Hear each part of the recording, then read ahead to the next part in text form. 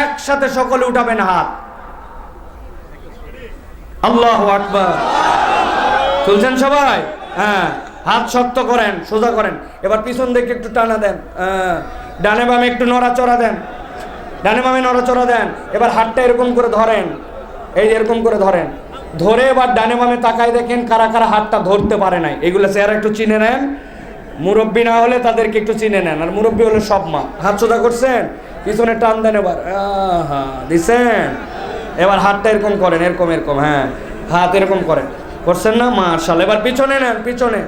এবার আবার একবার একসাথে হাত তোলেন, আল্লাহু আকবার।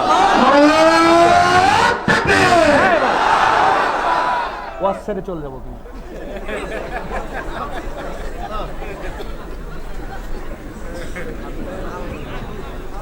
সোজা করেন। ওনারা আমাকে এর আগে দেখে নাই তো, মনে করছে যে মানে আউলা মাওলা। একদম ওয়াজ ছেড়ে চলে যাবো একবার। স্টেজে এই পরিমাণ মানুষ নিয়ে ওয়াজ করি না। আজকে আমি চুপচাপ আছি, জায়গা নাই, এই জন্য আপনারা বসে আছেন। এত লোক কেন স্টেজে? হাত তোলেন, শক্ত করেন, শক্ত করেন, শক্ত করেন। সোজা করছেন সবাই? গলাটা পরিষ্কার করেন, ভালো করে পরিষ্কার দেন, দিছেন? হাত সোজা করছেন? এবার বুক বরাবর নেন, এই বরাবর। বাকি ওয়াজ এইভাবে শুনবেন। রেডি সব? এবার আমরা আকাশ বাতাস মুখরিত করে একটা তাকবীর দিতে চাই। পারবেন ইনশাআল্লাহ? পারবেন ইনশাআল্লাহ? যারা যত পান পট্টি দেওয়া হোক পারবেন না, তারা আল্লাহুম্মা আমিন বলেন। এই জায়গা আছে, আগেই বলছে ওনারা পারবে না। পারবেন যারা, তারা বলেন আল্লাহুম্মা আমিন। এই সাদা গেঞ্জি ভাই, এইটা কি? হ্যাঁ এরকম না, তুমি না আমার দলের লোক রে ভাই। রেডি রেডি হবে ইনশাআল্লাহ? পারবেন ইনশাআল্লাহ? দেখে আমরা জানাতে চাই। আমি আস্তে করে দিব, আপনারা ফাটায় দেবেন ইনশাআল্লাহ। পারবেন ইনশাআল্লাহ? আমার না ফেব্রুয়ারি 28 তারিখ পর্যন্ত মাহফিল, আপনাদের তো আজকের পরে আবার কবে মাহফিল আল্লাহ জানে, ঠিক না ভাই? এই জন্য আজকে একটা হিম্মত করে গলা ফাটায় দিতে চাই। পারবেন ইনশাআল্লাহ? দেখে আমি আস্তে, আপনারা জোরে। রেডি সবাই? লিল্লাহি তাকবীর, লিল্লাহি তাকবীর, আল কোরআনের আলো, আল হাদিসের আলো, তোমার নেতা আমার নেতা, তোমার নেতা আমার নেতা, আলেম ওলামা যেখানে, লিল্লাহি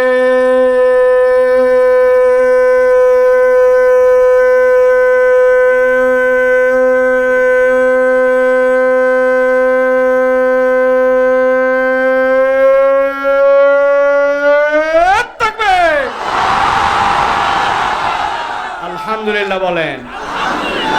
শয়তান আছে আর চন্দ্রাপার, ঠিক কিনা?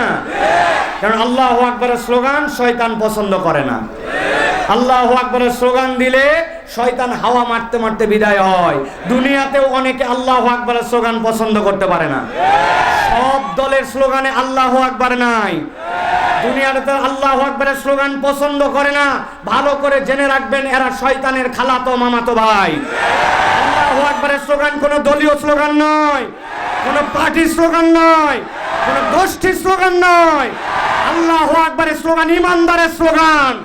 ইমানদারের হৃদয়ে যতদিন পর্যন্ত ঈমান থাকবে, এই বাংলার জমিনে কিয়ামত পর্যন্ত আল্লাহু আকবারের স্লোগান চলতেই থাকবে, চলতেই থাকবে, চলতেই থাকবে।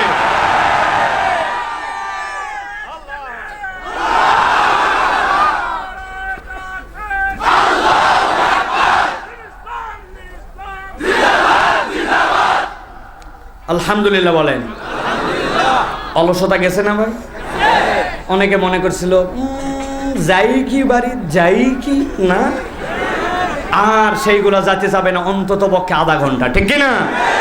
প্রিয় ভাইয়েরা, আজকে জুমার রাত, আমরা দীর্ঘ সময় কথা বলবো না। আপনারা দেখেছেন বাংলাদেশের ভাগ্যাকাশে যে নতুন সূর্যোদয় আমরা দেখতে পাচ্ছি। এই সূর্যোদয়ের পরে কতকগুলি কুচক্রী মহল এই বাংলাদেশে নানান ধরনের ষড়যন্ত্রের জাল বিছায় রেখেছে। তারা নানান সময় নানান নাম নিয়ে আমাদের মাঝে আসতেছে। কিন্তু সবচেয়ে সেনসিটিভ যেটা, সেটি হচ্ছে আপনারা দেখেছেন যে আমাদের চট্টগ্রামে আমাদের একজন মুসলিম আইনজীবীকে সেখানে নির্মমভাবে হত্যা করা হয়েছে। আমরা মুসলমানরা বলেছি চট্টগ্রামের মানুষ যদি রাগ করে সবাই থুতু ফেলে দিত, অথবা চট্টগ্রামে যত মুসলমান সবাই মিলে যদি ইচ্ছা করে প্রস্রাব করে দিত, তাহলে এই সকল চক্রান্তকারী এবং তাদের বীজ ভেসে চলে যেত। কিন্তু আমরা তাদেরকে শান্ত থাকতে বলেছি। আমরা বলেছি বিচার এখন সরকারের কোর্টে, আপনি ঠিকঠাক মতো ইনসাফ মতো বিচার করেন, কেননা 16-17 কোটি মুসলমান রেফারির ভূমিকায় আপনাদেরকে দেখতেছে। আপনারা যদি ভুল করেন, বাঁশি বাজায়া লাল কার্ড দেখায়া আপনাদেরকেও বিদায় করে দিতে বাংলার তৌহিদি জনগণ সময় নেবে না। এই জন্য আমরা কোনো উগ্রতা দেখাই নাই, আমরা কোনো সম্প্রীতির বাইরে কখনো আসি নাই। আমরা তোমাদের মন্দির পাহারা দিয়েছি মূর্তি পাহারা দেওয়ার জন্য নয়, সম্প্রীতি রক্ষা করার জন্য। কিন্তু আমরা দেখেছি 17 কোটি মুসলমানদেরকে শুধু সবক দেওয়া হয় সম্প্রীতি রক্ষা করো, আর তাদেরকে কেবলমাত্র বলা হয় তোমরা যা ইচ্ছা তাই করো। বেশি দিন ধৈর্যের বাঁধ টিকে থাকবে না। অতএব বাঁধ টিকে রাখতে চাইলে সুষ্ঠুভাবে এই ঘটনার অচিরেই বিচার করতে হবে। আপনারা খেয়াল করলে দেখবেন 47-এর স্বাধীনতা, যেটা আমাদের প্রকৃত স্বাধীনতা, ওই স্বাধীনতা নিয়ে একদল কথা বলে না। বাংলাদেশে আজকে আপনার একটু জমি আছে, আপনি জমিদারিতে আপনার জমিতে আপনার রেজিস্ট্রি হয়।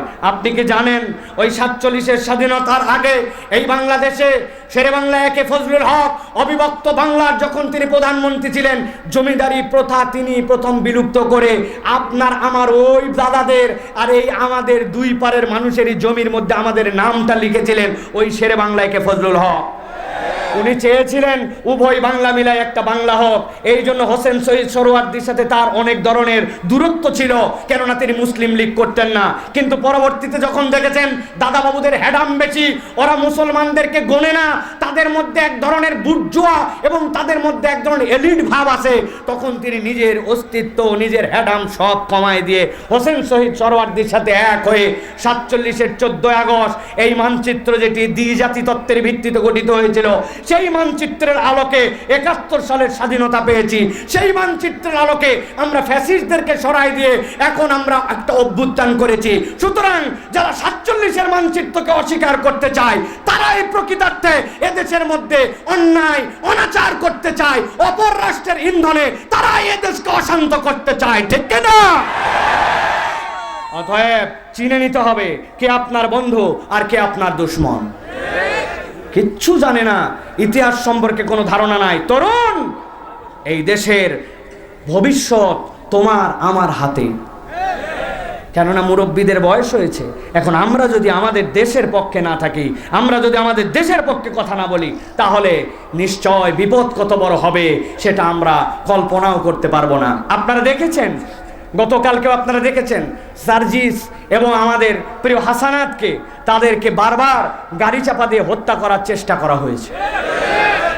আপনারা জানলে অবাক হবেন, পৃথিবীতে 3 দেশের গোয়েন্দা, একটা হচ্ছে আমেরিকান গোয়েন্দা। তারা যখন কাউকে টার্গেট করে তখন তাদের টার্গেটের পদ্ধতি হচ্ছে শ্যুট করা। শ্যুট করা মানে কি? কিল করে দেওয়া। তাদেরকে এমন জায়গা থেকে তারা তাক করে, স্নাইপার, আপনি কল্পনাও নিতে পারবেন না, তাদেরকে শ্যুট করে শেষ করে ফেলে।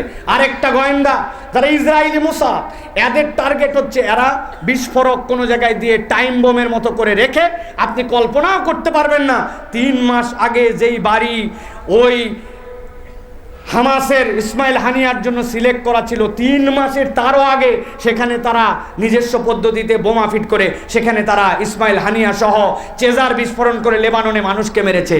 আর একটা নাম নিচ্ছি না, আরেকটা গোয়েন্দা সংস্থা আছে যারা স্যাবলা, ওরা এইগুলা করে না, কিন্তু ওরা গাড়ি চাপা দিয়া গাড়ি অ্যাক্সিডেন্ট করায়া বহু মানুষকে দুনিয়ার থেকে বিদায় করছে। এটা তাদের টার্গেট কিলিং এর অংশ।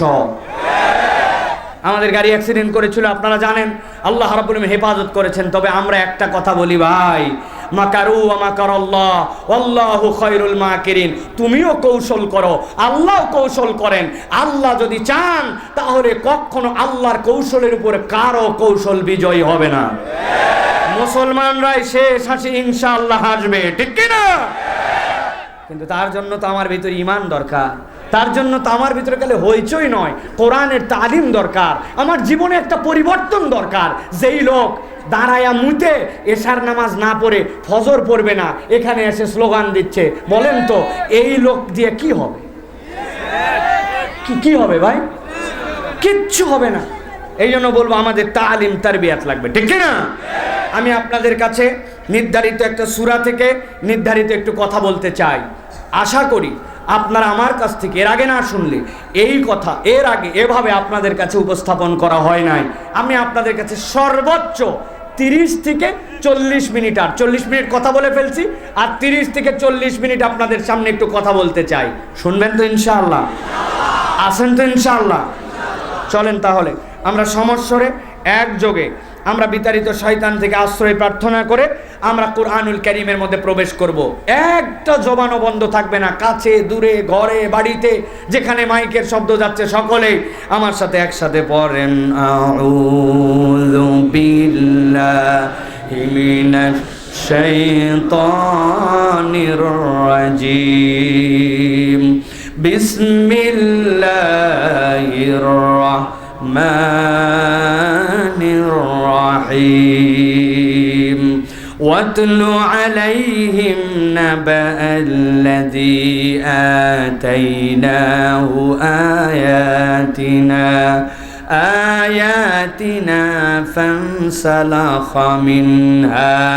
فانسلخ منها فأتبعه الشيطان فكان من الغاوين।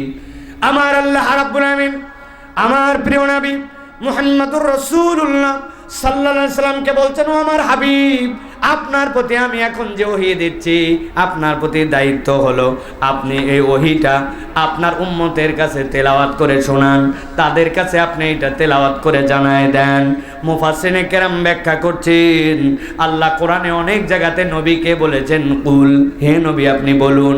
অনেক জায়গায় নবীজিকে বলা হয়েছে মানুষের কাছে বার্তা পৌঁছায় দেওয়ার জন্য, কিন্তু রব্বুল আমিন এই জায়গাতে কেন ওয়াতলু বললেন, আপনি তেলাওয়াত করলেন কেন বললেন?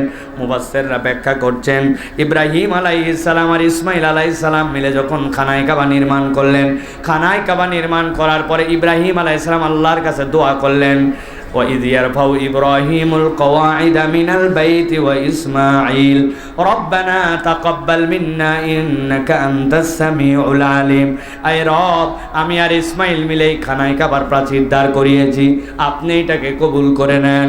মুফাসসিররা বলছেন আল্লাহর কাছে এইটুক বলেছেন, কিন্তু আল্লাহ রব্বুল আমিন ইব্রাহিম আলাইহিস সালামের অন্তরে এমন নিয়ামত ঢেলে দিলেন, ওইটার কারণে ইব্রাহিম আলাইহিস সালাম এমন একটা দোয়া করলেন, আল্লাহর ঘর টিকে থাকবে এমনি এমনি নয়, আল্লাহর ঘর টিকে থাকার জন্য আল্লাহ একটা পদ্ধতি দান করলেন।